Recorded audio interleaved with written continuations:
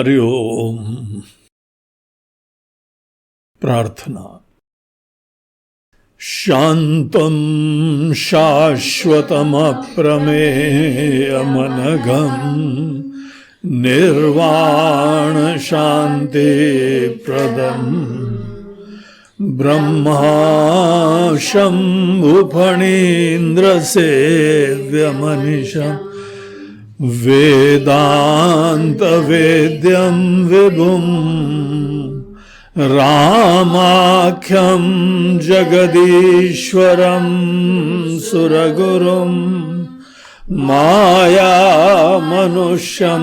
हरिं वन्देऽहं करुणाकरं रघुवरम् भूपालचूडामणिं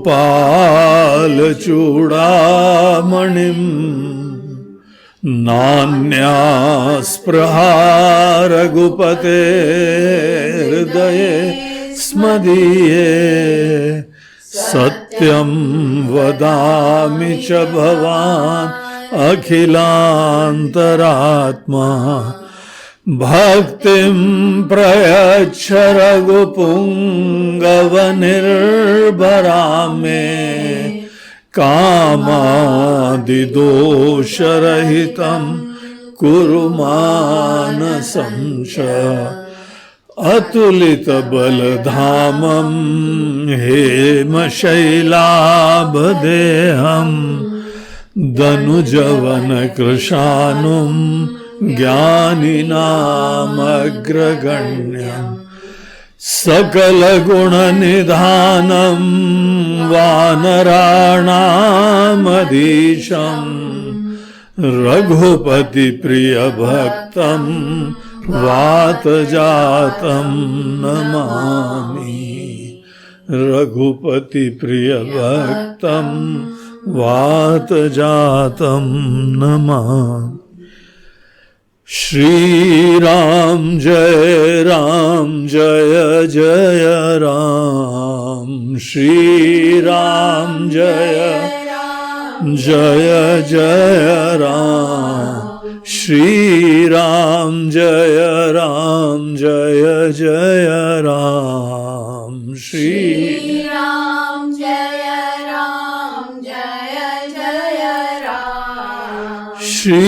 राम जय जय राम। श्री राम जय जय राम। श्री राम जय जय राम। श्री राम जय जय राम। श्री राम जय जय राम। श्री राम जय जय राम।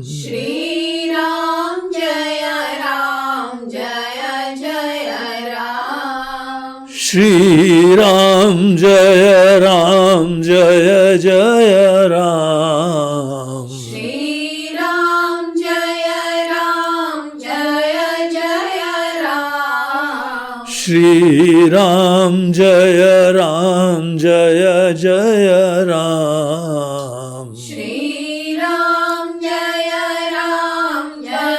जय राम। श्री राम जय जय राम। श्री राम जय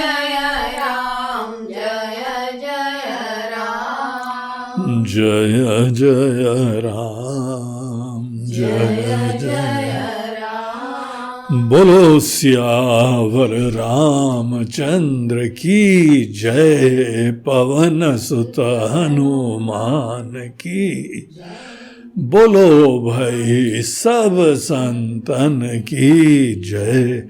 नमः पार्वती पतये हर हर महादेव। तो सुंदर कांड में हम लोगों का कथा यहाँ तक चली थी कि हनुमान जी का विभीषण जी के साथ मिलन होता है। ये बहुत ही दिव्य प्रसंग है, बड़ा अद्भुत प्रसंग है। दो लोग जो भगवान के परम भक्त हैं, और ऐसी भक्ति जिस भगवत प्रेम में, जिस भगवत भक्ति में, जिनका अपना अभिमान, अपनी विशिष्टता खत्म हो चुकी है। भक्ति एक ऐसा साधन है जहां पे हृदय में भगवान को बैठा लेते हैं। जिसको भक्ति का ये आशीर्वाद, ये प्रेरणा, ये सत्संग नहीं मिला है, उसके हृदय में आप झांक के देखिए, वहां पे कौन होता है? वहां पे हम होते हैं। हमारी खुशी, हमारा नाम, हमारा यश, हमारी कीर्ति है, हमारा काम, हमारा पैसा, हमारा परिवार, हमारे रिश्ते, इसको बोलते हैं हृदय में हम, एक जीव। और ये जीव कैसा है? ये अपने आप में छोटा है, नश्वर है, असुरक्षित है। तो हमारे जीवन का अधिष्ठान, हमारे जीवन का आधार एक छोटा सा मैं होता है।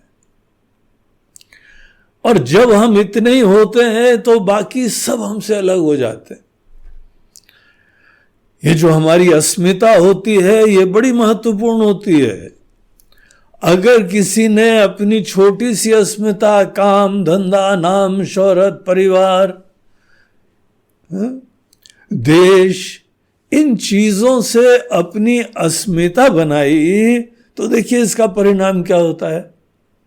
बाकी सब पराये हो जाते हैं, आपसे अलग हो जाते हैं। हम ही अनेकों लोगों को अपना पराया बनाते हैं। हम बाकी को अलग करके खुद एक संकुचिता में बद्ध हो जाते हैं, और फिर छोटेपने की असुरक्षा होती है, घुटन होती है, बेचैनी होती है। हमारी असुरक्षा, हमारी संकुचिता, हमारा छोटापना, बाकी का परायापना, और गिने चुने लोगों में ही अपनापन, देखिए ये हमारी ही साइकी का परिणाम होता है, हमारी सोच का परिणाम होता है। ये भगवान ने नहीं बनाया। ये नहीं बोलना चाहिए कि भगवान आपने हम लोगों को इतना छोटा बना दिया है, इतने सारे लोगों को, सब भिन्न भिन्न लोग अलग हैं। एक गलत सोच है। हमारी अपनी ही सोच का परिणाम होता है कि हम ये सब फ्रैगमेंटेशन में पड़ जाते हैं, छोटेपने में जीने लगते हैं। और उसके उपरांत आप देखिए, जीवन भर सदैव छोटे रहते हैं। कितना संग्रह कर लो, कितना भोग कर लो, कितनी प्राप्ति कर लो, आपका नाम चारों तरफ हो जाए, लेकिन आप छोटे ही रहोगे। हमारा यश हो गया, हमारी कीर्ति हो गई, ये कौन बोल रहा है? ये वही छोटे महाराज बोल रहे हैं। हृदय में बैठा हुआ जीव कह रहा है। देखिए, मन में इसी को केंद्र बिंदु बनाना, हमारे जीव भाव को, हमारी अस्मिता को, हमारी अस्मिता छोटी है, संकुचित है, सबसे अलग है, बड़ी विशिष्ट है, ये सब हमारी अपनी ही सोच है। इससे विपरीत जो भगवान का भक्त होता है, देखिए भक्ति हम लोग के धारणा में अलग अलग होती है। हम सोचते हैं डेली हम पूजा पाठ कर लेते हैं, डेली भगवान बड़े अच्छे लगते हैं। शुरुआत ऐसे ही होती है। अच्छा है आप इतना करते हैं, ये बहुत अच्छी बात है। आपके घर में, आपके जो है वो कार्य के स्थान में भगवान का अस्तित्व दिखाई पड़ता है। हमको श्रद्धा है, ये अच्छी बात है। आप अपने घर में, अपने कार्य के स्थान में, अपनी गाड़ी में, हर जगह दुनिया की दिव्य पूर्ण सत्ता को, आनंदमयी सत्ता को, आपके स्वामी को, जिसने आपको बनाया और ये आपकी दुनिया बनाई है। और जितनी खुशियां हम अब आजीवन में प्राप्त कर रहे हैं, सब उन्हीं भगवान की कृपा से आ रही है। और इतने अद्भुत हैं, इतनी कृपा करते हो, सामने भी नहीं आते, एहसास भी नहीं दिखाते हैं कि ध्यान रखो ये हम सब दे रहे हैं तुमको, कुछ नहीं बताते। इतने शिष्टाचार, शालीन, प्रेमी। वर्षा हो रही अनेकों प्रकार की कृपाओं की, और ये समस्त वर्षा के पीछे कौन विराजमान है? अगर कोई आदमी अपने जीवन की आपाधापी में, दौड़ में ध्यान ही नहीं दे, तो परिणाम होगा कि आपके हृदय में केवल मैं बैठा रहेगा। हमारी भक्ति तब तक चलनी चाहिए जब तक बाकी स्थान के साथ साथ आपके हृदय में भगवान बैठ जाए। हृदय में बैठ जाएं, वो भी ऐसे बैठ जाएं कि हमारा अपना व्यक्तिगत अभिमान, अस्मिता वो गौण हो जाए। जब किसी के हृदय में भगवान ऐसे बैठते हैं, वो ही उनको जो है उनके प्रति ही अनुराग, प्रेम, भक्ति, लगाव, उसी का चिंतन, ऐसी दिव्य सत्ता का चिंतन जब ऐसा होता है, तो उसके दृष्टिकोण से कोई अपना पराया नहीं होता है। हम अपने आप को छोटा कर लें तो हम इतने, बाकी सब अलग। लेकिन जब हमारी दृष्टि भगवान पे रहती है, सबके स्वामी, जगत के कर्ता धर्ता, तो जहां सृष्टि है वहां सृष्टा विराजमान है। आपके भी रग रग में भगवान का आशीर्वाद है। आपके परिवार, आपके स्वजन, आपकी संतान, आपका सब घर, सब में वो दिव्य सत्ता विराजमान है। जैसे आपको आशीर्वाद दे रहे हैं, वैसे सबको वही आशीर्वाद दे रहे हैं। एक पूरा धरातल का परिवर्तन होता है, पैराडाइम शिफ्ट हो जाता है दृष्टि का। भगवान की भक्ति एक पूर्ण दिव्य सत्ता को ही सत्य महत्व देके होती है। इसीलिए कोई भी भक्तों का आप जीवन देखिए, कथाएं देखिए, अलग ही इंसान दिखाई पड़ते हैं, सुपर ह्यूमन दिखाई पड़ते हैं। दिव्य आनंद में, सदैव शांति में, सबके प्रति अपनापन। अपनापन कोई कल्टीवेट नहीं होता है, और अपनापन उत्पन्न करने के बाद कभी कोई बोलने की भी नौबत नहीं आती। अन्यथा एहसान दिखाते हैं हम लोग, हमने करा, हमने करा, और क्या रिटर्न मिला है हमको? ध्यान दो भैया, इतना तुमको सेवा कर रहे हैं, कुछ तो रिटर्न मिलना चाहिए ना। ये सब बुद्धि खत्म हो जाती है। भक्त बनने का मतलब क्या होता है? बड़ा दिव्य चीज होती है, बड़ी विचारणीय होती है।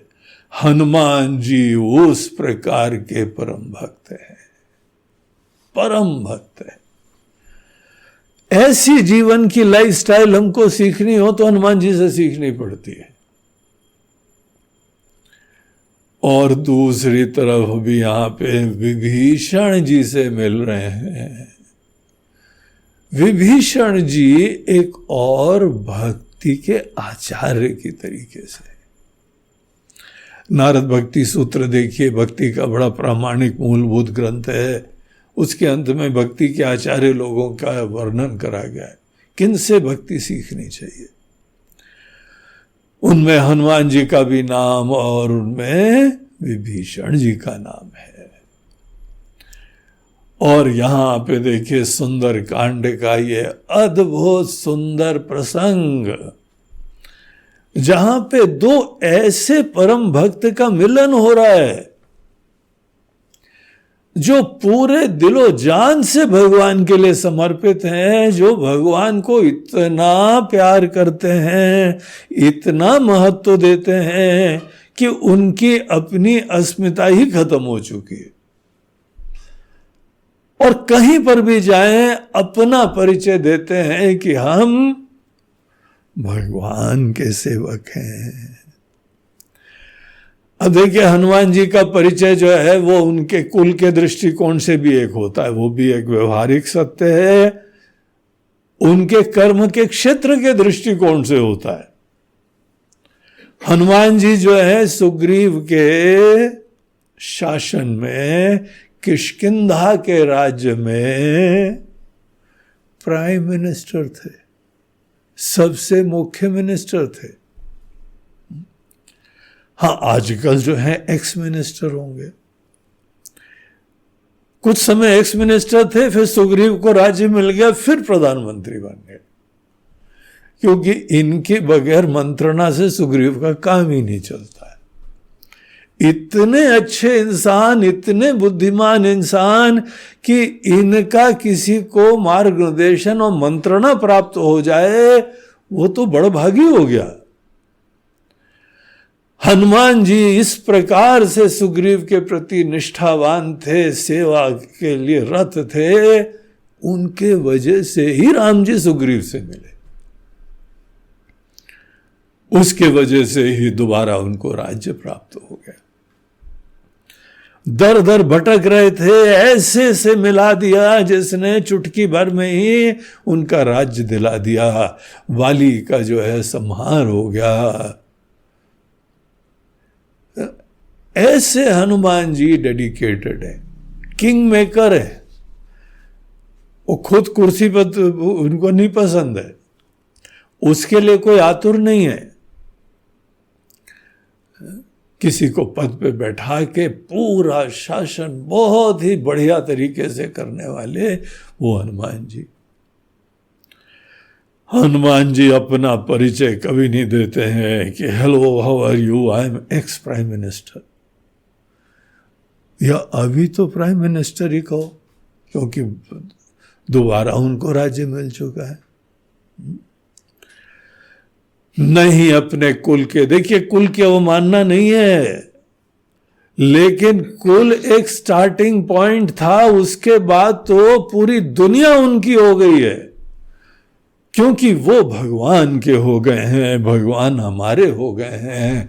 अब हमारा परिचय तो भगवान के दृष्टिकोण से होना चाहिए। जैसे जैसे भगवान के श्री चरणों में भक्ति बढ़ती जाए, हमारी दुनिया बड़ी होती जाती है। देखिए पूरी दुनिया भगवान ने बनाई है ना, और सबको बना के सबके हृदय में भगवान बैठे हुए हैं। आपके भगवान, हमारे भगवान, सबके भगवान। और ईश्वर के दृष्टिकोण से सांप्रदायिक भेद नहीं होता है। ये शैव हैं, ये वैष्णव हैं, ये माता जी के भक्त हैं, ये गणपति जी के भक्त हैं, ये तो जो लोग केवल एक नाम रूप को देखते हैं, भगवत तत्व को देखते ही नहीं है, ये उनका दुनिया होती है। अगर आप भगवत तत्व को देखें तो सभी संप्रदाय के अंदर वही तो बैठे हुए हैं, देखते ही नहीं है, उसी से अपनी आइडेंटिटी प्राप्त करते हैं। ईश्वर के भक्त बनने से पूरी दुनिया हमारी हो जाती है। आप देश में चले जाएं, विदेश में चले जाएं, शहरों में चले जाएं, जंगल में चले जाएं, तीर्थ स्थानों में चले जाएं, या मार्केट प्लेस में चले जाएं, आपको हर जगह आपके भगवान दिखाई पड़ेंगे। सृष्टि के अंदर ही सृष्टा बैठे होते हैं। आप भगवान के हैं तो सब आपका ही है। ऐसी बड़प्पन, ऐसी उदारता, ऐसा जीवन दर्शन एक भक्त प्राप्त करता है, और जो भी हमारी अस्मिता है वो सतत भगवान के भजन में रमती रहती है, ऐसा दिव्य आनंद प्राप्त करती। भक्त लोग तो सदैव नशे में रहते हैं, भगवान की भक्ति के नशे में रहते हैं।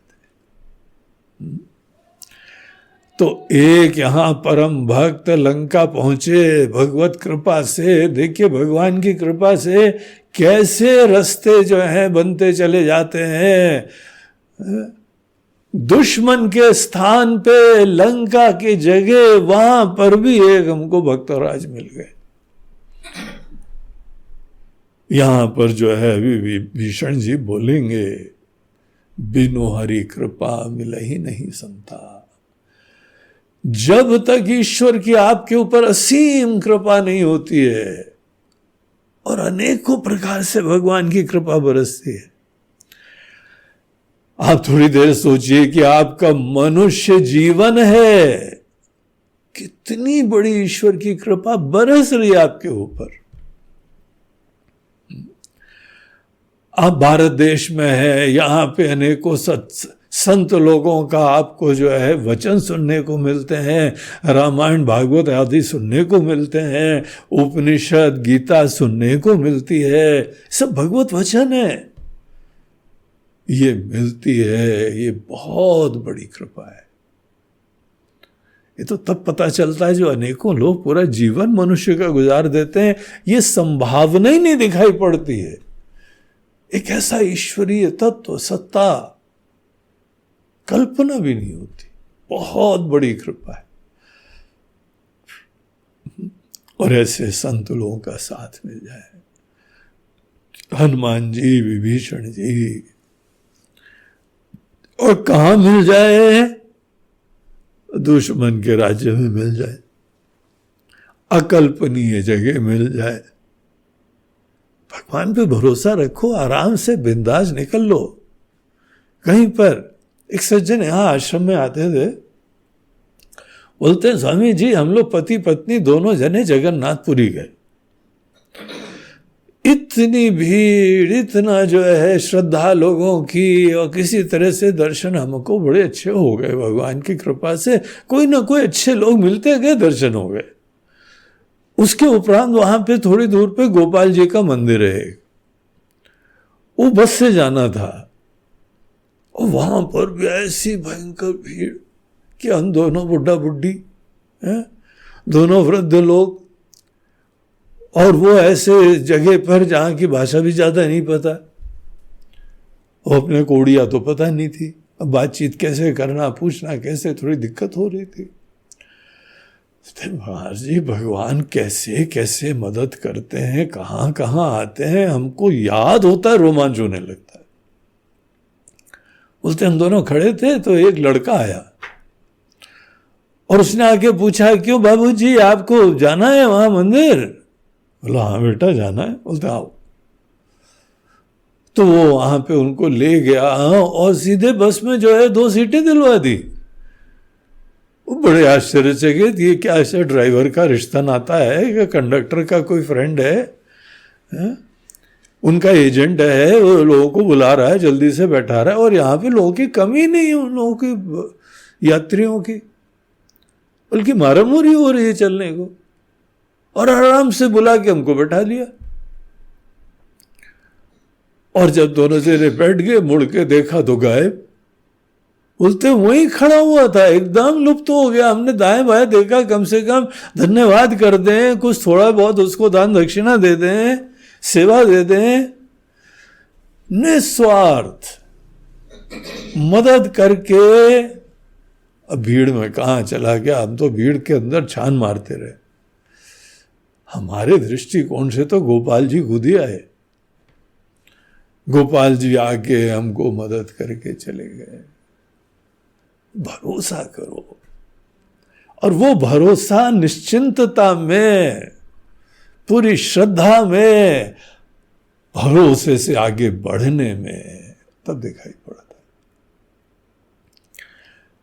और सदैव ये मत समझना भगवान आ रहे हैं अभी सीट दिलाएंगे, आज काफी भीड़ है, राम राम राम राम राम, और एकदम गोपाल जी आएंगे हमको सीट दिला देंगे। अपेक्षा से नहीं होता है। जो भगवान देते हैं उसमें खुश रहो, देखो कैसे मदद आती है, उसको भरोसा बोलता है। तो ऐसे भक्त होना बहुत दिव्य बात होती है। भक्ति अपने आप में ही प्रसाद है, और जब तक भगवान के प्रति भक्ति, प्यार, आदर, महत्व इतना ना हो कि आपका अपना जीव भाव, अपेक्षाएं सब गौण हो जाए, ऐसी भक्ति ही ब्रह्म ज्ञान के लिए भी द्वार होती है। यस्य देवे परा भक्ति ही यथा देवे तथा गुरु तस्येते कथिता अर्थाः प्रकाशन्ते महात्मना। उपनिषद बोलते हैं, श्वेताश्वर उपनिषद का मंत्र हमने बोला है, से बोलते हैं कि बगैर भक्ति के आगे ज्ञान नहीं होता है। अनेकों लोग जो ये सब बातें सुनते रहते हैं कि भक्ति की ज्ञान, भक्ति की ज्ञान, भैया सुन लो, शास्त्रों को थोड़ा पढ़ा करो। शास्त्रों को जो नहीं पढ़ता है, ये उनका परिणाम होता है कि ये साधना अलग, वो साधना अलग, ये मार्ग अलग, वो मार्ग अलग। ऐसा नहीं है। उपनिषद ईश्वर के वचन है, और ईश्वर के वचन से ज्यादा महत्वपूर्ण क्या हो सकता है। भक्त का मन भी शांत, सुखी, परिवार भी बड़ा, सदैव निश्चिंतता, और ईश्वर सदैव पथ प्रदर्शक रहते हैं। गीता के 9वें अध्याय में भगवान कृष्ण एक बात कहते हैं, बड़ा प्रसिद्ध श्लोक है, अनन्याश्चिन्तयन्तो माम् ये जनाः पर्युपासते। जो अपनी भक्ति में हमसे अन्यता, भिन्नता को खत्म कर चुके हैं, उनके आत्मा का विसर्जन हो गया है, उनके हृदय में भगवान बैठे हुए, जो ऐसे अनन्य होके भगवत प्रेम में लीन होके जो लोग जीते हैं, तेषाम नित्याभियुक्ता नाम, ऐसे सतत हमसे जुड़े हुए लोग। योगक्षेमम वहाम्यहम, जो जो जरूरतें होती हैं वो हम वहन करके लाते हैं, हम सर पे ढो के लाते हैं, आउट ऑफ वे जाके हम तुम्हारी मदद करते हैं। जो जो तुमको प्राप्त करना हो वो देखो जुगाड़ कर देते हैं।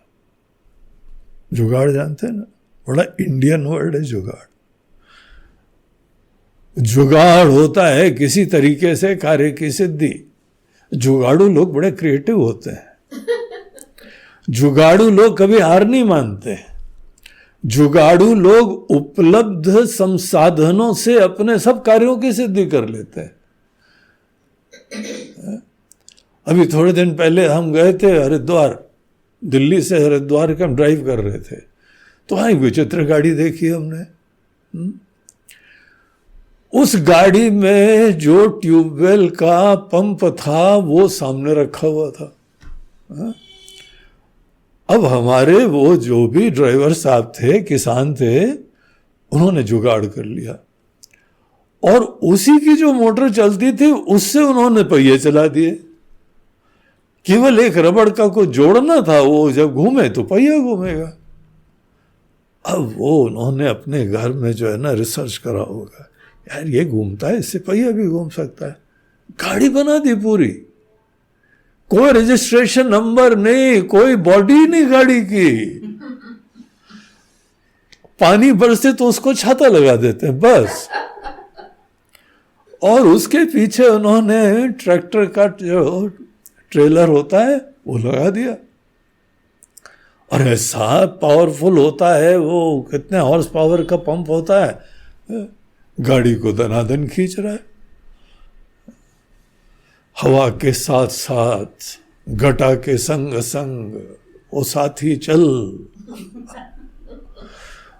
और बाकी सब बोलते हैं मुझे भी लेके चल, बोलते हैं आजा मेरी गाड़ी में आजा।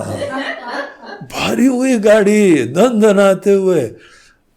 सोचा ये किसकी मैन्युफैक्चर होगी? बोलते हैं लोकल मैन्युफैक्चर। और उस गाड़ी का नाम ही जुगाड़।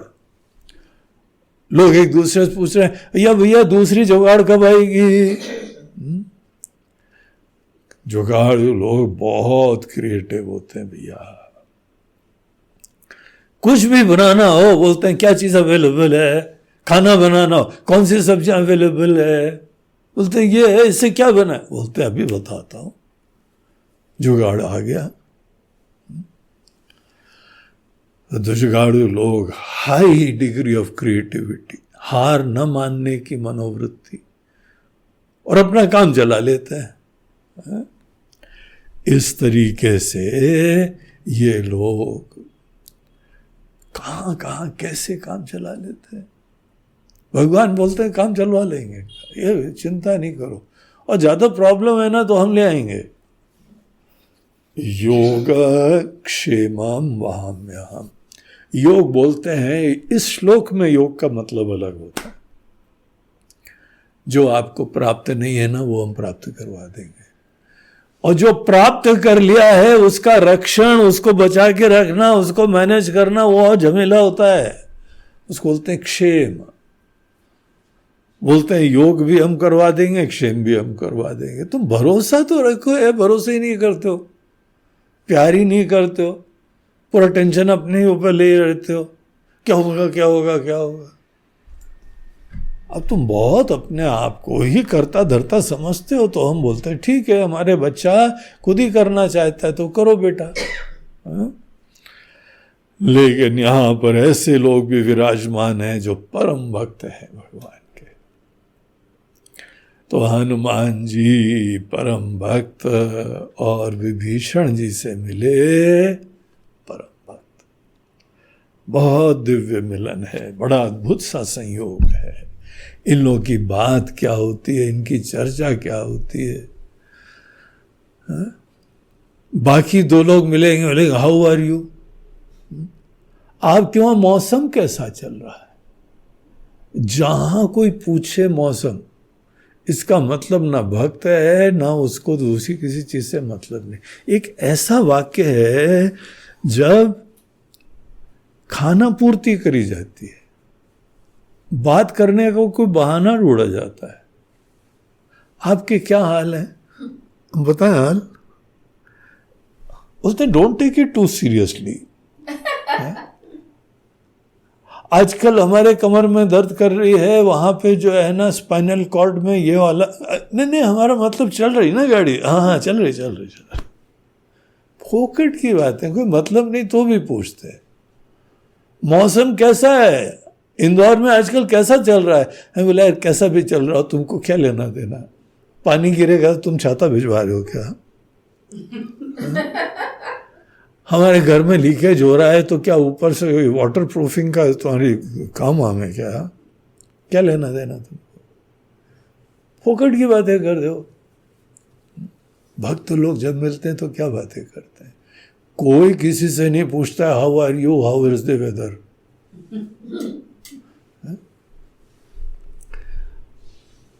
वहां भगवत चर्चा होती है, भगवान के अनुभव, भगवान का नेचर, ये सब चीजें बताई जाती हैं, और कैसे हमारे जीवन में भगवान की कृपा बरस रही है।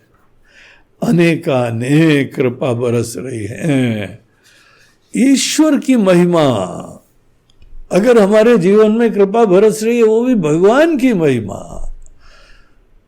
भगवान की महिमा की चर्चा दोनों जने ऐसे रम रहे थे।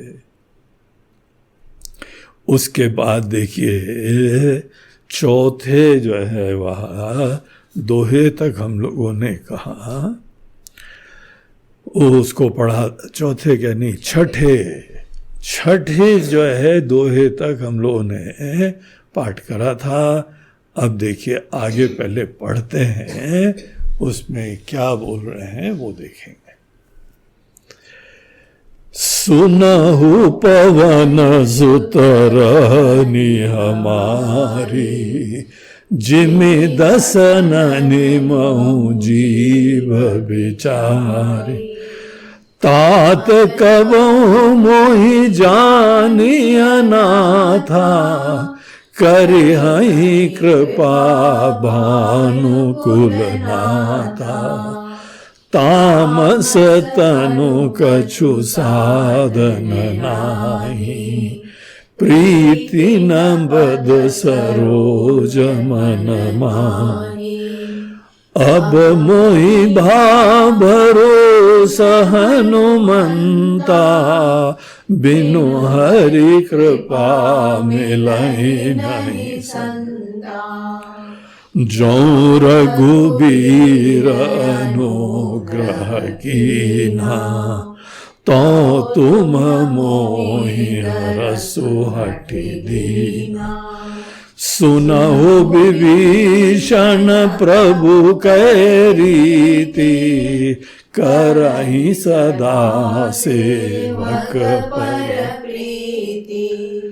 कहु कवन मैं परम कुलीना, कपि चंचल सबहि बदहीना। प्रात ले जो नाम हमारा, ते दिन ताहि न मिले आहारा। अस मैं अधम सखा सुनु, मोहु पर रघुवीर। कीन्ही कृपा सुमिरी गुना, भरे बिलोचननी। सियावर रामचंद्र की जय, पवन सुत हनुमान की। बोलो भाई सब संतन की जय। तो हनुमान जी ने अपना परिचय दिया। उसके बाद वो बहुत ही प्रसन्न हो गए कि राम जी के भक्त, उनके सेवक हमारे घर में आए हुए हैं। अब उनकी जो है वह एकमात्र पीड़ा थी, प्रतिकूलताओं में रहना। ये विभीषण जी की किस्मत थी, नियति थी, परिस्थिति थी। उनको भी इच्छा होती थी कि तीर्थ स्थान में जाओ, भक्तों के बीच में जाओ, सत्संग में रहो और अच्छे अच्छे लोगों से मिलो। ये चीज की कमी थी उनके जीवन में। देखिए, हनुमान जी और विभीषण जी दोनों की जो भक्त लोग हैं ना, उनकी बड़ी विशिष्टता है, बहुत प्रेरक है। हनुमान जी को कहीं पर भी भगवान के चरणों में बैठे हो या दूर बैठे हो, दुश्मन के स्थान पे बैठे हो, कभी कोई चिंता नहीं, डर नहीं, कोई प्रॉब्लम नहीं। हर जगह भगवान में रम सकते हैं हनुमान जी। हनुमान जी से हमको ये शिक्षा लेनी चाहिए। बहुत खुशी आ जाए, बहुत गम हो जाए तो हम लोग भगवान को भूल भाल जाते हैं। जो हनुमान जी के प्रति भक्ति भावना रखता है, उनका भक्त होता है, वो घर में हो या बाहर हो, मंदिर में हो या जंगल में हो या दुश्मन के स्थान में हो, आतंकवादी के स्थान पे हो, देखो तो उनका मन राम जी का स्मरण करा, फिर कोई काम करा। राम जी का स्मरण कभी खत्म ही नहीं होता है। कुछ बाहरी परिस्थिति जब आपके भगवत भजन को बाधित न कर सके, तब आपकी भक्ति में निष्ठा हो गई है। और यहां विभीषण जी का, हर व्यक्ति के मन में यह प्रार्थना होती है कि भगवान अच्छे लोग मिले, अच्छा वातावरण मिले, तब जाके हम भगवान का भजन करेंगे। सीखो विभीषण जी से, कितना सुंदर जो है उनका लगन और निष्ठा है। जब चारों तरफ असुर लोग विराजमान है, दुष्ट लोग विराजमान है, कोई भगवान का भक्त नहीं वहां पे, अकेले पड़े हुए हैं। उस अकेलेपने में काम भी करते हैं वो, रावण को अच्छी सलाह भी देते हैं और अपने जीवन में अपनी प्राथमिकताओं के हिसाब से जीवन भी जीते हैं। प्रतिकूलताओं में भी भजन करा जा सकता है, यही विभीषण जी से सीखा जाता है। अनुकूल वातावरण प्राप्त कर लें, जरा घर भी अच्छा बना लेते हैं, अपना काम धंधा भी अच्छा कर लेते हैं और यार दोस्त भी अच्छे कर लेंगे, तब सब मिलके भजन करेंगे। और अनेकों लोग हैं बोलते महाराज जी बस थोड़े समय बचा हुआ, उसके बाद रिटायर हो जाएंगे। रिटायरमेंट के बाद हम और भगवान फुल टाइम भजन। जिन भगवान की कृपा हमारे ऊपर बरसती रही, काम धंधा हो गया, परिवार की जिम्मेदारियां भी निपट गई हैं, फुल टाइम। और हमने जो है ना वो किसी तीर्थ स्थान में एक कुटिया भी बना ली है। प्लानिंग पूरी है, भावना पूरी है, लेकिन सदैव अपनी भक्ति की साधना को आगे बढ़ाते जा रहे हैं। अभी नहीं कर पाएंगे, अभी जिम्मेदारियां हैं, अभी मुसीबतें हैं, अभी अनेकों कर्तव्य हैं, अभी अनेकों जो है रूटीन ऐसा बिजी है, बहुत प्रतिकूलताएं हैं। इतनी प्रतिकूलताएं हैं कि उसमें अभी पूरा भजन का मूड नहीं बनता, वातावरण नहीं बनता। आप समझते हैं ना, वो वही चीज जो हमको समझे वही समझ पाएगा, जो भजन खुद कर रहा हो वही समझ पाएगा। कितनी दिक्कतें होती है। अनेकों महिलाएं हैं, उनका पति नहीं साथ दे रहा है, उनकी सास साथ नहीं दे रही है, घर के वातावरण साथ नहीं दे रहे हैं, वे कुछ नहीं कर रहे हैं, और बाल बच्चे फिर आ जाते हैं, वो साथ नहीं दे रहे हैं, वो जिम्मेदारियां होती हैं। हम लोग अनुकूलता ढूंढते रहते हैं। अनुकूलता जब हो जाएगी तब भजन करेंगे। भगवान जिस समय आप दे देंगे ना बहुत सारे, तब दान भी करेंगे। अभी हम भजन नहीं कर पा रहे हैं क्योंकि आप अनुकूलता नहीं दे रहे हैं। अभी हम सेवा भी नहीं कर पाते हैं, दान भी नहीं दे पाते हैं क्योंकि अभी आपने उतना हमको दिया ही नहीं है। तो आप ही प्रॉब्लम है, हम थोड़ी प्रॉब्लम है। हम तो चाहते हैं, हम तो सेवा भी चाहते हैं, भजन भी चाहते हैं, समाधि में भी जाना चाहते हैं, लेकिन आप जानते हैं वातावरण ही नहीं मिलता है। और देने वाले कौन है? आप ही देने वाले। और जब तक अनुकूलता नहीं होगी तब तक तो हम प्रयास कर ही नहीं सकते हैं। ऐसे लोगों के लिए ही विभीषण जी का जीवन आंख खोल देने वाला होता है। इतनी मुसीबतें हैं। अब भक्ति तो दिल लगाना होता है भगवान में, है? बाहर कैसी भी स्थिति हो, अगर भक्ति, कोई कर्म नहीं होता है, कर्म के माध्यम से भक्ति भावना अभिव्यक्त हो सकती है, लेकिन कर्म भक्ति नहीं होता है। अब ये बोलो कि पूजा भक्ति है, कोई आवश्यक नहीं है। अब पूजा करो भगवान से, केवल अपने अहम की संतुष्टि के लिए मांगते रहो, तो दीनता कहाँ खत्म हो रही है? आपकी अपेक्षाएं कहाँ खत्म हो रही है? हृदय में भगवान से प्रेम हो, वो भक्ति होती है। इसीलिए परिस्थिति की क्या लेना देना होता है। जो भी परिस्थिति हो, अगर देखिए आपको अपने परिवार के प्रति प्रेम है, आप घर में हो, ऑफिस में हो, मुसीबत में हो, कुछ भी हो, और खासकर जब कोई आदमी बीमार होता है तो उसके मुंह से किसकी याद आती है, किसका नाम निकलता है? जहां पे दिल लगा हुआ है। दिल लगा तो परिस्थिति गौण हो जाती है, और जब तक दिल नहीं लगा हम सोचते हैं परिस्थिति बड़ी इंपॉर्टेंट होती है, अनुकूल परिस्थिति में ही दिल लगता है। तो ऐसा कुछ नहीं है। कोई प्रेमी आदमी हो, क्या सब अनुकूल हो जाता है तब प्रेम चालू होता है? चलो प्रेम का अब श्री गणेश करें क्योंकि वातावरण बड़ा अनुकूल हो गया है, ऐसा होता है प्रेम? अरे लगाव है, मन के अंदर किसी का महत्व है, कोई अच्छा लगता है, उसके लिए वातावरण क्या चाहिए? विभीषण जी का जीवन हमको ये बता रहा है। इसीलिए भक्त लोग ये मत बोलो जी I am very busy now days,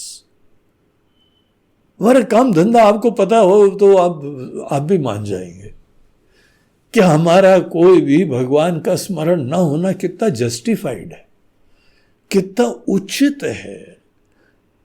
भगवान ना करें आपको भी उतनी समस्या है। अच्छा, आपने भी काम धंधा छोड़ा ना तभी भजन करा आपने, ऐसा नहीं है। काम धंधा छोड़ने के बाद भजन नहीं करा, भजन करते करते ही सब छोड़ने की प्रेरणा हुई और गहराई में जाने की इच्छा हुई। इसीलिए हमको कोई परिस्थिति के वजह से प्रॉब्लम नहीं है, क्योंकि भजन क्या दिल लगाना है, भगवान पे विश्वास बनाए रखना है। विभीषण जी का व्यक्तित्व, चरित्र सबको जो है बहुत प्रेरणा देता है। आपके जीवन में बहुत विषम परिस्थिति हो, मुसीबत हो, कोई हमारा भक्ति का टाल मटोल नहीं होना चाहिए, कोई प्रोक्रास्टिनेशन नहीं होना चाहिए। जब कोई टालता है ना आगे के लिए, उसको बोलते हैं प्रोक्रास्टिनेशन।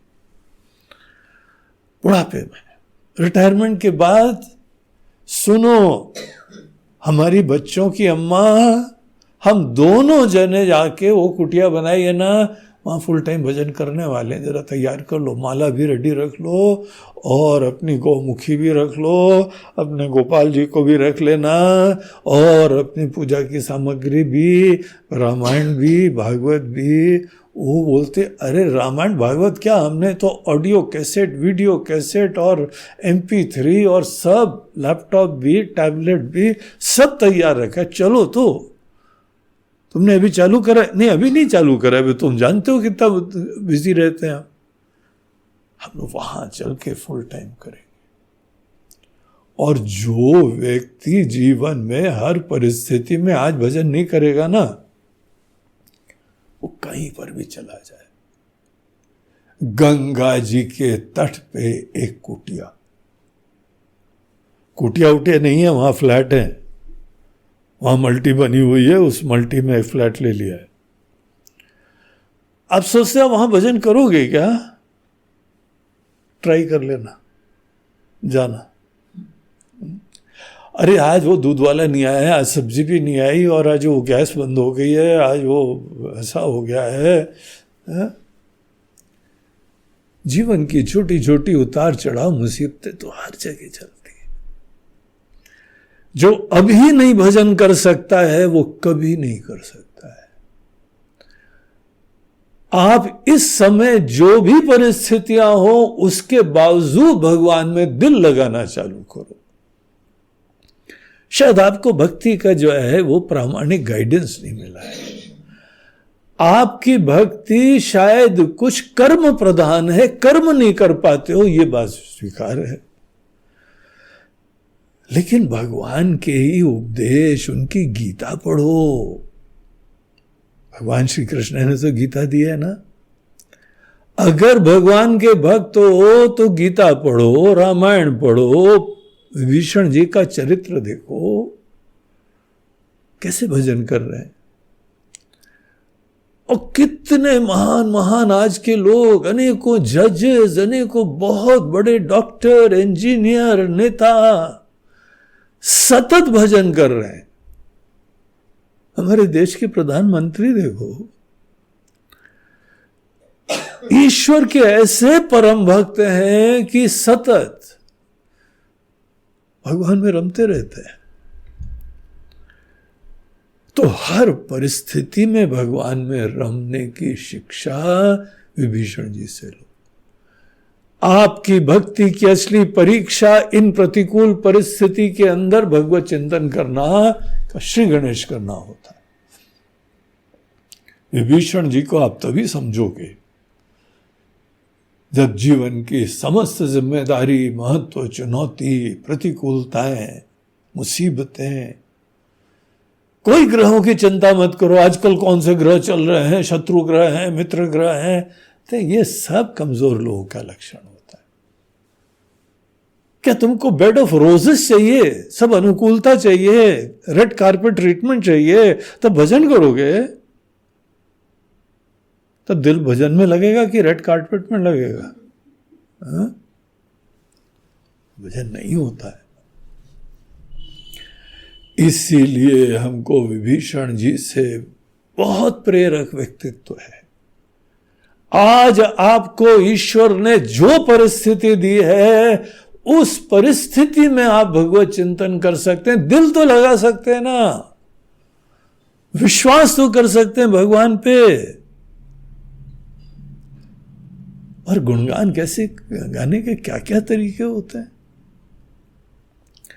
प्रतिकूलताएं हैं, आपके अंदर सपना भी होगा कि हमको अच्छा साथ भी मिले, लेकिन भक्ति में कोई प्रोक्रास्टिनेशन नहीं, कोई टालम टोल नहीं। तो विभीषण जी अब अपने दिल की बात, दो भक्त लोग मिल रहे हैं। विभीषण जी बोलते हैं, सुनहु पवन सुत रहनी हमारी। हे पवन सुत, हे हनुमान जी, हमारा जीवन की कहानी आप सुनियो। हम ऐसे लंका में रह रहे हैं, जिमि दसननि महु जीभ बिचारी। जैसे दांतों के बीच में एक जीभ होती है, जिह्वा होती है, 32 दांत, कठोर, जिनका काम ही काटना है। दांत बने हैं काटने के लिए, चबाने के लिए, उसके लिए तो दांत यूज होते। यहां पे जो लोग चारों तरफ हैं, काटते हैं, चबाते हैं, पीड़ा देते हैं, मुसीबत देते हैं, इस टाइप के लोग हमारे चारों तरफ हैं। सभी ऐसे। जिह्वा बहुत बेचारी अकेली होती है और बड़ी कोमल होती है। कहां कोमल सी जिह्वा और कहां कठोर दांत। तो विभीषण जी अपने जीवन की कहानी बता रहे हैं कि ये दृष्टांत हमारी वास्तविकता के ऊपर प्रकाश डालेगा। बहुत मुश्किल है, लेकिन भक्ति नहीं रुकी है। देखो, ब्यूटी विभीषण जी की यही है। क्या आप सोचते हो कि यहां 32 दांत की जगह 32 जिह्वा आ जाए? 32 जिह्वा वो पॉसिबल ही नहीं है, व्यवहारिक ही नहीं है, कल्पना के बाहर है। अगर कोई सोच रहा है ऐसा, तो वो आदमी कभी भजन करेगा ही नहीं। आपकी भक्ति की परीक्षा है कि इन परिस्थितियों, और देखिए मुसीबत में तो एनीवे भगवान याद आते हैं ज्यादा, और केवल मुसीबत दूर करने के लिए होएगा ना, तो कभी कभी बाधित भी हो जाएंगे। अनेकों जगह भगवान की भक्ति के कोई ना कोई सीजन होते हैं जहां बहुत लोगों की भक्ति, मंदिरों में भीड़ उमड़ रही है, परीक्षा का समय हो गया, बहुत ही हाई स्टेक्स है, इलेक्शन का टाइम हो गया, बहुत हाई स्टेक्स है। ऐसे समय भगवान की याद आती है, और बाकी समय जो है वो भूल भाल जाते हैं। भगवान की कृपा होगी, अब तो खाओ, भोगो, मजा लो। किसी मिनिस्टर को पद मिल जाए, उसके बाद ये नहीं करता है कि अनेकों लोगों को जाके धन्यवाद दे रहा है, भगवान के मंदिर में प्रणाम कर रहा है। वो नाचते हैं, पी पा के, खा पी के रोड के ऊपर उधम करते हैं, अहम की ध्वजा का आरोहण करते हैं। जो भक्त होते हैं वो हर परिस्थिति में याद करें। इनफैक्ट जो है हमारी कुंती माता जी, उन्होंने जीवन में मुसीबतों को इतना आशीर्वाद देखा कि वो भगवान से प्रार्थना बड़ी भिन्न करती थी। हम और आप शायद प्रार्थना करते हो, भगवान कृपा करिए, मुसीबत दूर हो, सब अनुकूलताएं हो जाएं। वो प्रार्थना करती थी, भगवान भगवान कृपा करके मुसीबत दो, दुख दो, पीड़ा दो। अब बाकी लोग सुनते थे, बोलते कैसी प्रार्थना कर रही हो, क्या जीवन में मुसीबतें कम नहीं है? बोलते नहीं, कई बार बहुत अच्छी अच्छी कृपाएं होती हैं। हमने ऑब्जर्व करा है, हमने ध्यान से अपने मन को देखा है। जब बहुत मुसीबतें होती हैं तो हमारे हाथ जुड़ जाते हैं, आंखें ऊपर हो जाती हैं, भगवान को ऊपर याद करने लगते हैं, भगवान कहाँ हैं आप, कृपा करिए। और जहां अनुकूलता हो जाती है, ये हमारा दुष्ट मन सब भूल जाता है, भजन भी भूल जाता है। और हमको ये देख के बड़ा खराब लगा, बोला कैसे विचित्र हम हैं। मुसीबत के समय भगवान भगवान भगवान, खुशी के समय हम तो भगवान हमको तो मुसीबत ही दो। हमारा मन इतना मूढ़ है, इतना भोगी है, इतना बहिर्मुख है, इतना स्वार्थी है, अनुकूलता के समय आपको भूल ही जाते हैं हम। नाम के लिए बस धन्यवाद भगवान की कृपा हो गई, उसके अलावा कोई फीलिंग ही नहीं। मुसीबत के समय तो वस्तुतः भगवान की याद आती है, लेकिन ज्यादातर लोग जो सकामी भक्त होते हैं वो मुसीबतों को दूर करने की प्रार्थना करते हैं। विभीषण जी ने कभी दूर करने के लिए नहीं सोचा, क्योंकि भक्ति को उन्होंने टालम टोल नहीं करा। तब भक्ति चालू करेंगे जब सब मुसीबतें खत्म हो जाएंगी। जब लंका में भक्त कॉलोनी बन जाएगी ना, तब जाके हम भक्ति चालू करेंगे। आजकल हमारी योजना चालू है, एक ऐसी सोसाइटी बनाने का विचार हो रहा है, यहां सब भक्त होंगे। इसीलिए हम लोग मिला करेंगे, भजन करेंगे, आरती करेंगे, ध्यान करेंगे, पूजा करेंगे, अनुष्ठान करेंगे। अनुकूलता आपको प्राप्त हो, इसमें समस्या नहीं है, लेकिन अनुकूलता में ही भजन प्राप्त हो, यह समस्या है। अगर आप प्रतिकूलता में भगवत स्मरण इसलिए करते हैं क्योंकि भगवान आपको मजबूत कर रहे हैं, कष्ट में आपका संकल्प दृढ़ होता है। मुसीबत में जो भगवान का भजन कर सकता है वो अनुकूलता में भी कर पाएगा, यद्यपि अनुकूलता में फिसलते ज्यादा है, अहम की संतुष्टि में रमते ज्यादा है, लेकिन जो है वो हम लोग कोशिश कर सकते हैं सतत रमने की, ये प्राथमिकता रखनी चाहिए। विभीषण जी कहते हैं जैसे दांत के बीच में जिह्वा, लेकिन धन्य है विभीषण जी, दांत के बीच में 32 कठोर राक्षस तुल्य लोगों के बीच में हम अकेले, लेकिन भजन नहीं छूटा उनका, ये सुंदरता है। एक महाराज जी बता रहे थे कि जब विभीषण जी ने बोला कि दांत के बीच में जो हुआ अकेली, तो हनुमान जी के मन में आया, बोला नहीं उन्होंने, शिष्टाचार है।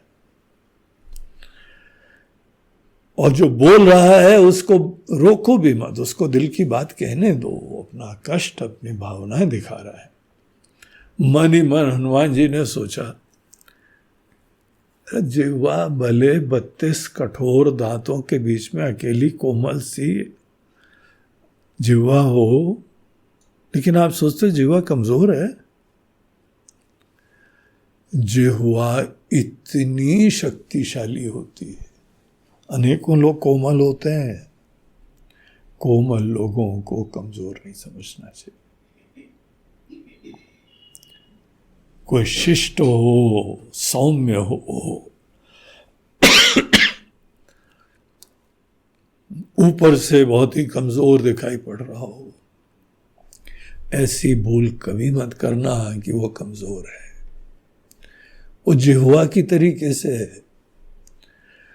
यद्यपि ऊपर से कमजोर दिखाई पड़ती जिह्वा,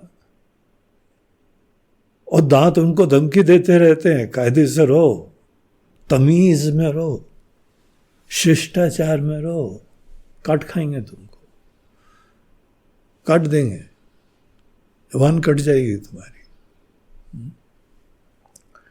और जो जिह्वा अपने सामर्थ्य से अनभिज्ञ है वो बेचारी चुप हो जाती है डर के मारे, कठोर लोगों के बीच में। कठोर लोगों को फिजिकली हैंडल नहीं करा जा सकता है, लेकिन बुद्धिमत्ता से हैंडल करा जा सकता है। आप जिह्वा प्यार से कहीं पे कुछ बोले, देखिए सब अपने हो जाते हैं। जिह्वा कभी भी चाहे दांतों को ऐसा लेसन दे सकती है कि दांत बेचारे जीवन भर याद करें, खत्म हो जाएंगे। क्या करेगी जिह्वा? बोले पहलवान के पास जाओ, गाली दे दो। एक बहुत ही अभिमानी और बहुत ही बलवान व्यक्ति के पास जाओ, दांत थोड़ी बोलते हैं, जिह्वा बोलती है। हाँ, जिह्वा बोलती है जब दांत थोड़े ठीक ठाक होते हैं, अच्छी तरह बोल पाते हैं, खा पाते हैं, सब कर पाते हैं, खाने का वातावरण बनाते हैं, टेस्ट तो जिह्वा ही लेती है। हमारे साइड के डेंचर एक बार जो है ना, दांत छूट गए थे, खराब हो गए थे मतलब,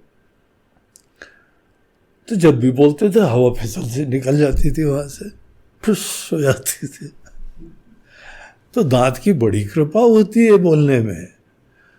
और हमको तो जीवन में ऐसी भगवान की कृपा है, इतने अच्छे अच्छे लोग मिले हैं, हमारे डेंटिस्ट वगैरह भी इतने बढ़िया बढ़िया हैं, सब इतना प्यार से सेवा करते हैं हमारे आश्रम की। ये उन लोगों के अंदर सेवा वृत्ति है, धर्म की आस्था है। तो दांत ठीक ठाक रहें, ये बहुत अच्छी बात है। लेकिन जिह्वा कभी भी चाहे कोई दुष्ट दांत हो, काटने वाले हों सदैव, जिह्वा को केवल एक ही काम करना है। जाओ किसी दादागिरी वाले के पास और गाली दे दो, घुमा के एक लपड़ लगाएगा, 32 के 32 नीचे आ जाएंगे। कौन बलवान है? महिलाएं अबला कही जाती हैं, कमजोर होती हैं। और कैसे पति लोग घर में जाने में डरते हैं। अनेकों लोग इतनी बलवान होती हैं कि हट्टे कट्टे 6.5 फुटा, लेकिन दब्बू बन जाते हैं। एक जगह घर में लिखा हुआ था, I am the boss of this house. पति होता है वही जो है स्वामी होता है। I am the boss of this house. और छोटा छोटा कुछ और भी लिखा हुआ था। तो पास जाके किसी ने देखा क्या और लिखा हुआ है। उसमें लिखा था, I have my wife's permission to say so. हमारी पत्नी ने आज्ञा दे दी है ये लिखने के लिए। ऐसी बलवान है, बगैर उसकी आज्ञा के लिख भी नहीं सकते हो कि हम बॉस है। कौन कमजोर है, कौन बलवान है? तो दांत और जिह्वा की बड़ी अच्छी कहानी है। एनीवे, यहां पे हनुमान जी के मन में कुछ भी आया हो, उन्होंने कोई बीच में टोका टाकी नहीं करी। और विभीषण जी तो अपने मन की सुंदरता दिखा रहे हैं, असली महिमा दिखा रहे हैं कि सब कठोर लोग, सब नास्तिक लोग, सब अभिमानी लोग, अभिमान से ही जड़ता होती है, कठोरता होती है, संवेदना खत्म हो जाती है। ऐसे लोग के बीच में रह के जो भजन कर रहा है, इसीलिए वहां पे कोई कमजोरी का प्रश्न ही नहीं है। आपको तो प्रणाम करना है, आपकी तो वंदना करने योग्य है, आपसे तो शिक्षा लेने योग्य है। हम लोग इसी का रोना रोते रहते हैं। अनेकों प्रतिकूलताओं को दूर करने के लिए अनुष्ठान कर रहे हैं, अंगूठियां पहन रहे हैं, नग पहन रहे हैं, जंतर मंतर पहन रहे हैं कि मुसीबत दूर हो, तब जाके भजन चालू हो, अध्ययन चालू हो, काम धंधा चालू हो। गलत सोच। विभीषण जी से सीखो। प्रतिकूलताएं आपके कल्याण के लिए आती है। अर्जुन को अगर ये मुसीबत नहीं प्राप्त होती तो गीता नहीं मिलती। थोड़ा उसको शोक मिला, घुटन मिली, पीड़ा मिली, लेकिन उसके बाद ही गीता मिली। जब तक समुद्र मंथन नहीं होता तब तक अमृत नहीं निकलता है।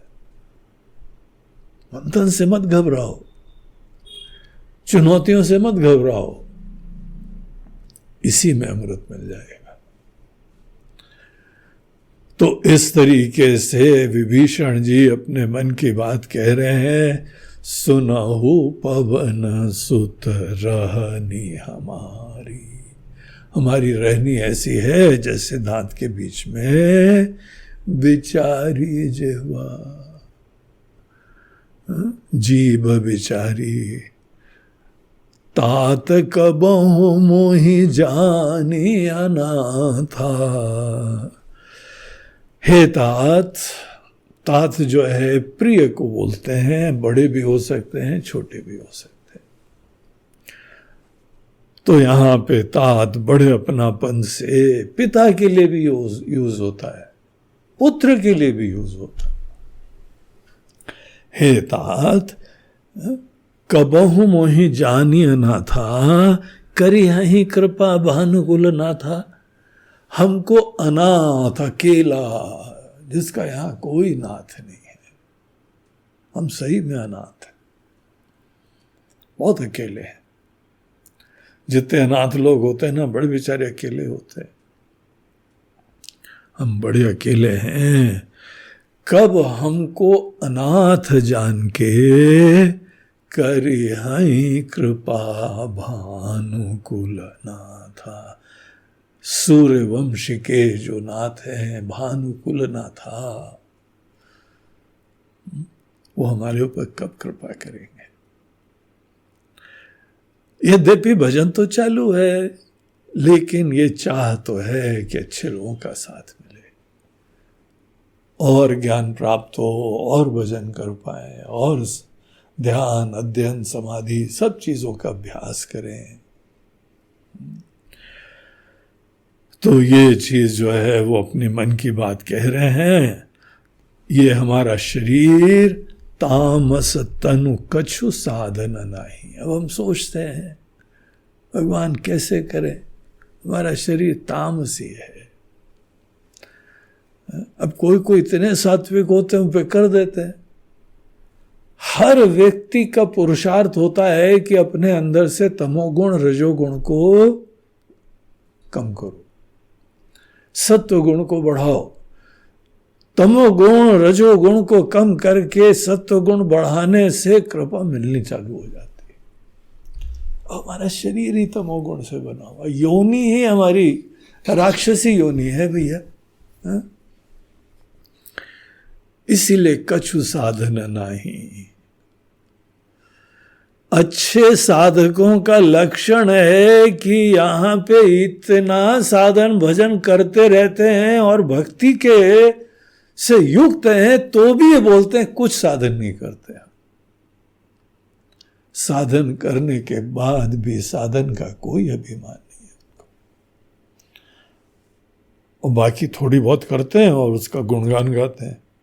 मैंने इतनी साधना करी।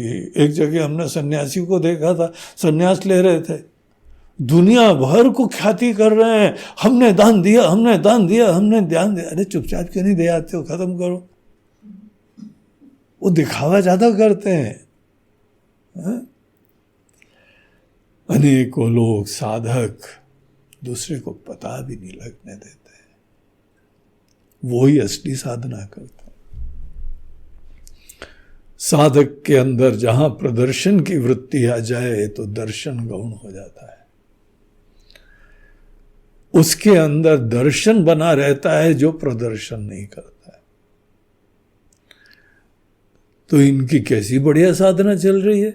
हनुमान जी इनसे मिलने पहुंच गए, इनके पुण्य का प्रताप सोचो। और यहां इतनी देर हो गई है, सब केवल भगवत भजन ही चल रहा है, भगवान की महिमा का गुणगान गा रहे हैं। ऐसी भक्ति है। तो भी विनम्रता देखिए कितनी है। कछु साधन नहीं, प्रीति न मन सरोज मन माही। कोई हमारे मन में जितनी भक्ति हम चाहते हैं उतनी नहीं है, हम तो और चाहते हैं। इसीलिए उनके चरण कमल के प्रति हम भांवरे की तरह रम नहीं पाते।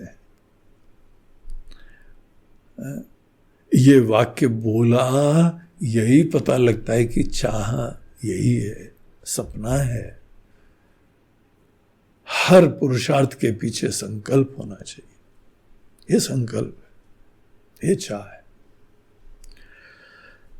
लेकिन फिर वो सोचते हैं कि हम ये कह रहे हैं, लेकिन भगवान की कृपा तो हमारे ऊपर बरस रही है, आ गई कृपा। हाँ? राम जी के भक्त समुद्र के उस पार से हमारे पास आ गए हैं। एकदम ये मन में विचार आता है और फिर बोलते हैं कि नहीं नहीं भाई, भगवान की कृपा तो बिनु हरि कृपा मिले ही नहीं संता।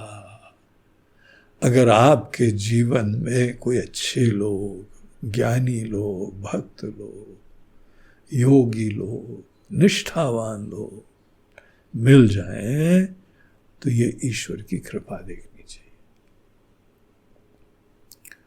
हमको जीवन में हमारे गुरुदेव मिले, अनेकों महात्मा लोग मिले, आचार्य लोग मिले, शंकराचार्य मिले। हमको जो है वो शंकराचार्य जी ने ही मंत्र दीक्षा दी। जब का प्रारंभ शंकराचार्य जी की कृपा से मार्गदर्शन में हुआ। फिर वेदांत पढ़ने के लिए हमको विश्व प्रसिद्ध गीता के विद्वान स्वामी चिन्मयानंद जी महाराज के पास, उनके आश्रम में जाने का मौका मिला। ये सब क्या है? भगवान की कृपा है। इतने सारे दुनिया में स्वामी लोग, हमको क्या पता लगे? आजकल क्या कर रहे? आजकल स्वामी जी लोगों का हम टेस्ट कर रहे हैं, कौन कितने पानी में है। हम क्या कभी जान सकते हैं?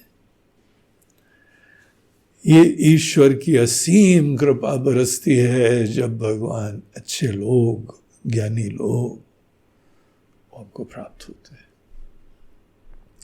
बिनु हरि कृपा मिले ही नहीं संता। संत लोग वो होते हैं जो सत में रमते हैं। इसीलिए कोई गृहस्थी हो, साधु हो, सन्यासी हो, कोई भी हो, सभी संत हो सकते हैं अगर सत में रमते हैं। और जस्ट बिकॉज कोई सन्यासी हो गया हो, कोई साधु का वेश धारण कराओ, वो संत हो, कोई आवश्यकता नहीं है। अनेकों लोग यहां पे नागा बाबा लोग भिन्न भिन्न है। कुछ लोग बड़े निष्ठावान और कुछ लोग गंगा स्नान, क्षिप्रा स्नान के लिए नागा बाबा बन जाते हैं। और माला वाला पहन के और वो गेरू वस्त्र पहन के दंदन आते हुए चलेगा, बोला नागा बाबा आओ चलो। नकली, झूठे, केवल स्वार्थ की पूर्ति के लिए, रावण की मनोवृत्ति है ये। तो ऐसे नहीं, संत होते हैं जो सत में रमते हैं। और संत से मिलना एक चीज होती है, सन्यासी से मिलना दूसरी चीज होती है, श्रोत्रिय ब्रह्मनिष्ठ से मिलना तीसरी चीज होती है। सब अलग अलग लेवल्स होते हैं। लेकिन जेनेरिक वे में सामान्यतः सब लोगों को संत कहा जाता है। यद्यपि हम लोग स्वामी जी लोगों को संत नहीं कहते, बोले सन्यासी लोग हैं। अब क्या क्या भेद होता है ये आप लोग खुद विचारिए, जरा देखिए, ये अलग अलग शब्द हैं। विभीषण जी आप बोलते हैं कि आपसे मिले जौं रघुवीर अनुग्रह की ना, वो ये तो समझ में आता है, स्ट्राइक कर रहा है। लंका में बैठे हुए हैं और राम जी कृपा बरसा रहे हैं। जौं रघुवीर अनुग्रह की ना, तो तुम दरसी, तो तुम मोहि दरस हट दीना। हठ पूर्वक आप आगे आके आपने दर्शन दिया है, आपने अपने निश्चय से आगे बढ़ के हमको दर्शन दिया, हमसे मिले हैं आके। ऐसी घटना को कई लोग बोलते हैं हाँ किस्मत की बात है। किस्मत, ये क्या किस्मत होता है भैया? किस्मत किसको बोलते हैं? क्या ये जड़ चीजें स्वतः अपने पास आ जाती हैं? जड़ चीजों के पीछे जो देवता होते हैं क्या वो हमको भेज देते हैं? भक्त का दर्शन ये है कि सब देवताओं के पीछे जो देवादिदेव होते हैं, जो सर्वेश्वर होते हैं, उनकी कृपा से देवता लोग काम करते हैं। कभी देवताओं को मैनेज करने की चिंता मत करो। देवता खुद अपना काम कभी खुद नहीं कर सकते। ईश्वर के प्रति इतने निष्ठावान होते हैं, जो भगवान ने काम दिया है वही काम करेंगे, उसके अलावा कुछ नहीं करेंगे। समुद्र देवता के पास भगवान राम जी गए, 3 दिन तक भजन करते रहे, समुद्र देवता ने कोई रास्ता नहीं दिया। जहां उन्होंने धनुष बाण लिया तो प्रकट हो गए, बोला भगवान आपकी मर्यादा है, आपने मर्यादा बनाई हुई, हम कैसे किसी को रास्ता दे दें? हमारी स्वतंत्रता ही नहीं है। और इतनी बढ़िया बातें कही कि भगवान फिर जो है प्रसन्न हुए और बोला ठीक है आप ही रास्ता बताओ। देवता लोग कोई अपनी तरफ से कोई काम नहीं कर सकते, उनके जो स्वामी हैं उनके पास जाओ। देवादिदेव, समस्त देवताओं के स्वामी, वो ही कार्य करते हैं, उनके इशारे मात्र पे काम होते हैं और उनको कुछ नहीं चाहिए, उनको भक्ति देखनी, सच्ची भक्ति देखनी। तो ईश्वर की ये असीम कृपा से हनुमान जी आप मिल गए हमको। तो बड़े धन्य हो के विभीषण जी ने अपने विचार रखे। अब हनुमान जी बोलते हैं कि आप ये मत सोचो विभीषण जी, आप अपने शरीर को बोल रहे हैं तामस शरीर है? हम तो असुर योनि में हैं, राक्षस हैं, रावण के कुल में पैदा हुए हैं, कौन हम पुण्य आत्मा है? बोलते हमको देखो, हम कौन है आपको पता है ना? सुनहु विभीषण प्रभु कै रीति, करहि सदा सेवक कर प्रीति। भगवान की रीति, भगवान का दृष्टिकोण, भगवान का स्वभाव देखो। दिल में प्रीति हो, दिल में प्रेम हो, दिल में श्रद्धा भक्ति हो, केवल ये चीज देखते हैं, कुछ और नहीं देखते। तुम देव हो, असुर हो, पशु हो, पक्षी हो, कुछ नहीं देखते। अरे भगवान को क्या आप भी नहीं देखते हैं?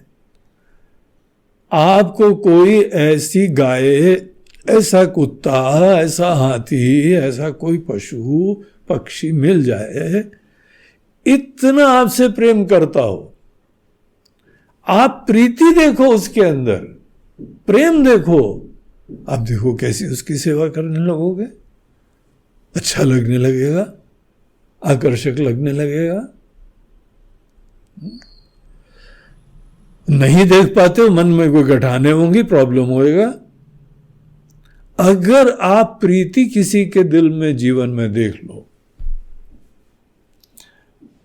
वहां पे सब कृपाएं बरसने लगती है। करहीं सदा सेवक पर प्रीति, कहु कवन में परम कुलीना, कपि चंचल सब ही विधीना। भैया हम कौन से बड़े कुलीन हैं? जो बड़े महान कुल का होता है उसको बोलते हैं कुलीन। आप लोग का सबका तो अपना अपना गोत्र है, आप इन ऋषि के कुल के हो तो कुलीन हो। लेकिन एक वानर कौन से बड़े कुलीन है? योनि भी ऐसी, कुल भी ऐसा, तो भी जो है हम कपि योनि है, चंचल होता है। देखो बंदरों को, वानर को देखो कैसे चंचल रहता है। सब ही विधि ना, कोई विधि विधान हमको नहीं पता, ये सब चीजों का हमको ज्ञान नहीं। और अगर सवेरे सवेरे कोई वानर को देख लेना, नाम भी ले ले, तो लोगों की कहावत है कि अगर सवेरे सवेरे बंदर का नाम ले लोगे, ते ही दिन ताई न मिले आहारा। ये प्रचलित एक कहावत को अपने लिए प्रयोग कर रहे, प्रचलित, प्रामाणिक नहीं है। वानर अगर हनुमान जी होते हैं तो बात अलग है, लेकिन हनुमान बनने में कोई 2 दिन थोड़ी लगे। केवल बंदर का नाम लो तो चंचल प्राणी का नाम ले रहे हो। चंचल प्राणी के तरफ आपकी ध्यान जा रहा है, उसकी वृत्ति आपके अंदर हो रही है, उसकी अवेयरनेस हो रही है। जो चंचल चीज की तरफ ज्यादा सवेरे सवेरे ध्यान दे तो चंचल ही होएगा वो। जिसके बारे में हम सोचते हैं हमारा मन ऐसा हो जाता है। सवेरे सवेरे दुष्ट लोगों के बारे में सोचो तो दुष्टता आ जाती है, अभिमानियों के बारे में सोचो तो अभिमान हो जाता है,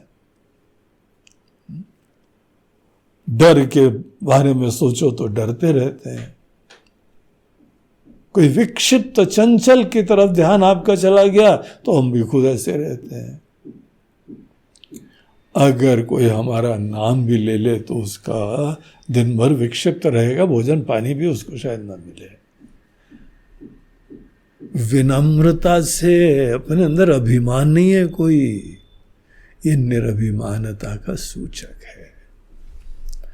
हनुमान जी की महानता ये नहीं है कि वो जो है वो किसी तरह से आज भक्त बन गए। वानर योनि के उपरांत भक्त भजन करते रहे, ये तो भक्ति की महिमा है। न मे भक्त प्रणश्यति कौन्तेय प्रतिजानीहि, न मे भक्त प्रणश्यति। भक्ति हो, प्यार हो, उसके ऊपर सब कृपा बरसती है। ये भक्ति की महिमा है। हमारी योनि तो बड़े गड़बड़ थी। तो ऐसा जो है वो असमय अधम सखा सुनो, मोह पर रघुबीर। हम ऐसे अधम हैं, लेकिन ये ईश्वर का बड़प्पन और महिमा है कि कीन ही कृपा सुमिरे गुण, भरे बिलोचन नीर। क्या भगवान ने कृपा करी, क्या से क्या जीवन हो गया है उनकी कृपा से। हम अपनी योनि, अपना कुल, अपना स्थान, अपना अकल, कुछ नहीं, बोलने योग्य नहीं। अगर इन चीजों पे ध्यान दे जाए तो कॉम्प्लेक्स होता रहता, हीन वृत्ति आती रहती, छोटापना लगता रहता। लेकिन भक्ति को हृदय में ले आए, अपिचेदसि पापेभ्यः, कोई पापियों में भी सर्वश्रेष्ठ पापी हो, अगर हृदय में भक्ति उत्पन्न करता है उसका कल्याण हो जाता है। कि भक्ति की बहुत महिमा होती है। इस तरीके से दोनों जने, वो अपने बोले हम तो असुर कुल है, तामस शरीर है, ये बोलते हैं हमारा तो जो है वानर शरीर है, वो चंचल वृत्ति है। लेकिन देखो, एक के असुर योनि और इसके बावजूद ऐसी भक्ति का आशीर्वाद मिल गया। ऐसी कृपा है कि हनुमान जी फॉरेन कंट्री से आए, हमारे घर में मिलने के लिए आ रहे हैं। भगवान की कृपा देखो। और हनुमान जी भी बोलते हैं कि ध्यान रखो भैया, आज आप लोगों का बड़प्पन है कि आप हमारा पूजन करते हो, भजन करते हो, लेकिन हम एक वानर हैं, चंचल हैं। अगर जीवन में कुछ भी हुआ है तो भगवान की भक्ति की कृपा से। भरे सुमेरे गुण, भगवान के गुण का स्मरण करते हुए वो भी स्मरण कर रहे हैं, हनुमान जी भी स्मरण कर रहे हैं। भरे विलोचन नीर, दोनों की आंखें गदगद हो रही हैं, आंखों से आंसू बहने लगे। ऐसे धन्य हो रहे हैं, ये ईश्वर की कृपा देख के ऐसे धन्य हो, उसको ही भक्ति मिलती है,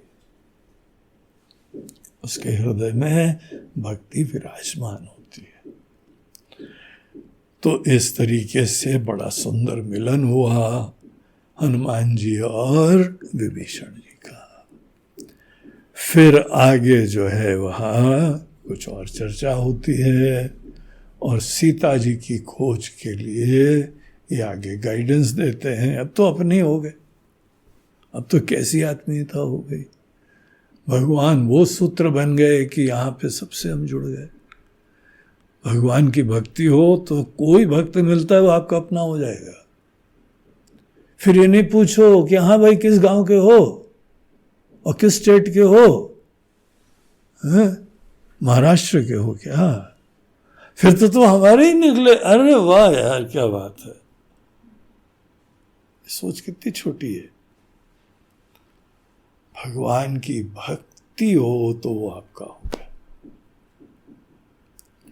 तो ऐसी यहाँ पे इन लोगों की बुद्धि, अब तो विभीषण जी हनुमान जी के हो गए, हनुमान जी विभीषण जी के हो गए, और राम जी ही वो एक सूत्र बन गए। और सब कृपा राम जी की ऐसे बरसती है। फिर आगे क्या हुआ ये हम लोग कल देखते हैं।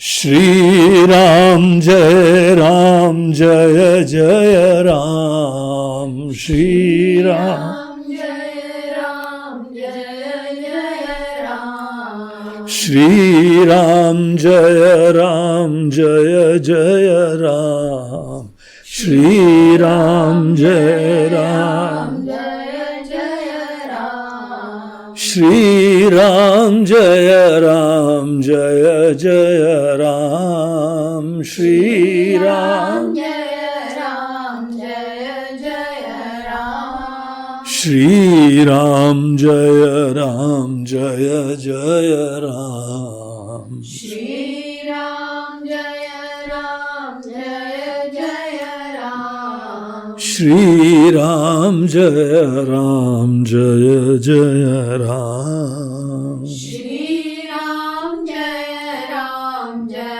जय राम, जय जय राम, जय जय राम। बोलो सियावर रामचंद्र की जय, पवन सुत हनुमान की, बोलो भाई सब संतन की, नमः पार्वती पते हर हर महादेव, नर्मदे हर, बोलो गंगा मैया।